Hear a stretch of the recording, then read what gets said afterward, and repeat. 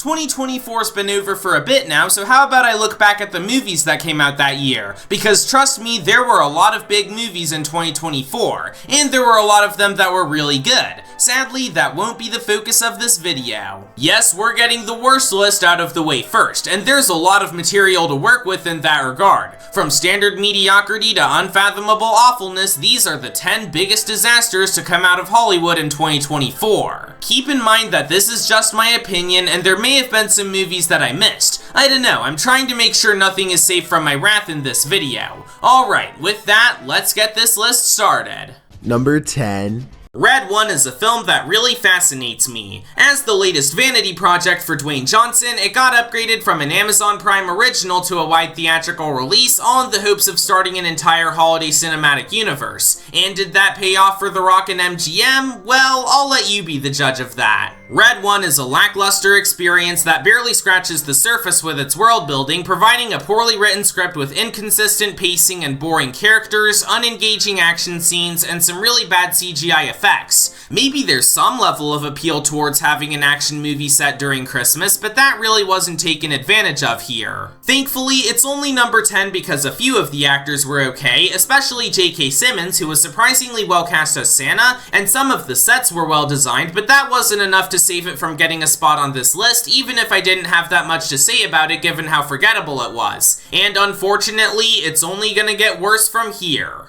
Number 9. Joker was a pretty noteworthy film when it came out in 2019, becoming the biggest R-rated film ever for 5 years, all while being a well-made psychological thriller about the most iconic villain in the DC universe. And even if I don't think it really needed a sequel, I guess Warner Brothers would beg to differ on that regard because 2024 saw the release of Joker Folie à Deux. And even if the first Joker was good, this one couldn't carry a tune to save its life. Most of the runtime is dedicated to a court case that tries to paint Arthur / the Joker in a more sympathetic light by giving him a tragic backstory and a relationship with Harley Quinn, but it's confusing as to why the movie decided to take that direction when it's obvious that Arthur is insane and that this isn't just some split personality. I wasn't even invested in his dynamic with Harley, which could mainly be attributed to Lady Gaga's shockingly terrible acting. Like, she's given some okay performances before, and she's definitely a great singer, so I don't know why her acting here is so flat. And speaking of her being a singer, this is a jukebox musical. Why? Because why not? And the songs do basically nothing to move the story forward and could easily be cut without changing anything. Oh yeah, and the ending was, for lack of a better term, an absolute joke. So with all this negativity I've been throwing towards Folie à Deux, why is it only number 9? Well, I'll admit that there was some nice looking production design, Joaquin Phoenix's performance was still pretty good, and the 2D animated cartoon that played at the start of the film was easily the best part. Otherwise, I do not get why Warner Brothers made this film the way it was. Just stick with the first one and you'll be perfectly fine.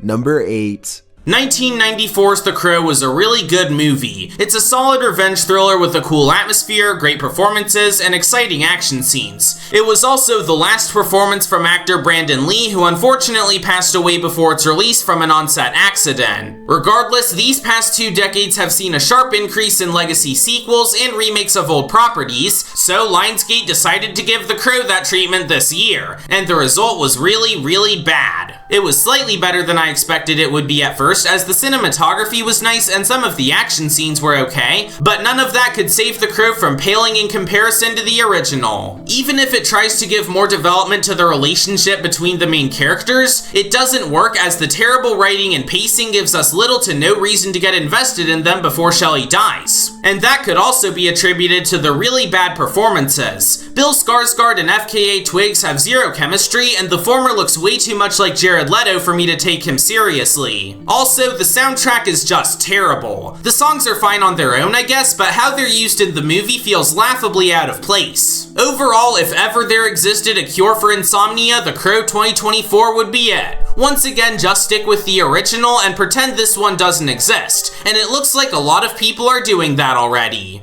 Number 7.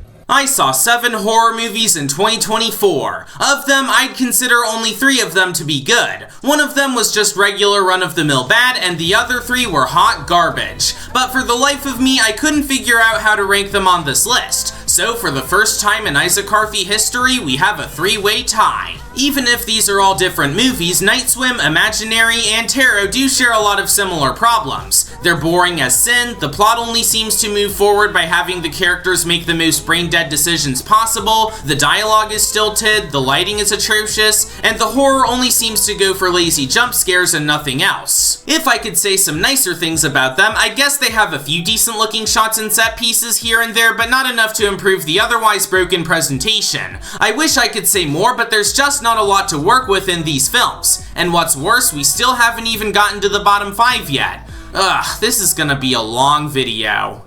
Number 6. 2024 was a really bad year for Netflix. Sure, they had the occasional good movie here and there like Carry On, but there were also a lot of stinkers like Unfrosted, Spellbound, and of course Rebel Moon Part 2: The Scargiver. The first Rebel Moon was already really bad, so it wasn't too surprising that this one would suck as well. And what's also not surprising is that all of the bad parts of the first film are present in this one as well. The pacing is agonizingly slow, the characters are hollow shells with nothing in the way of development, there's way too much exposition dumping, the score is lame as hell, and while the CGI itself is pretty good, the amount of slow-mo shots in this movie is flat out ridiculous. There aren't even that many new locations for the action to take place in, and like, this is a sequel. Shouldn't you be trying to expand the world you've already established? Whatever, here's another slow-mo shot, we don't care as long as people watch it. The only credit I can give The Scargiver is that, like I mentioned earlier, some of the VFX are competent for the standards of a big budget blockbuster, plus there's some good cinematography. Otherwise, it's clear that Rebel Moon is not shaping up to be the massive hit franchise Netflix was hoping it would be. Also, I'm not watching the extended editions, you can't make me, thank you and good night.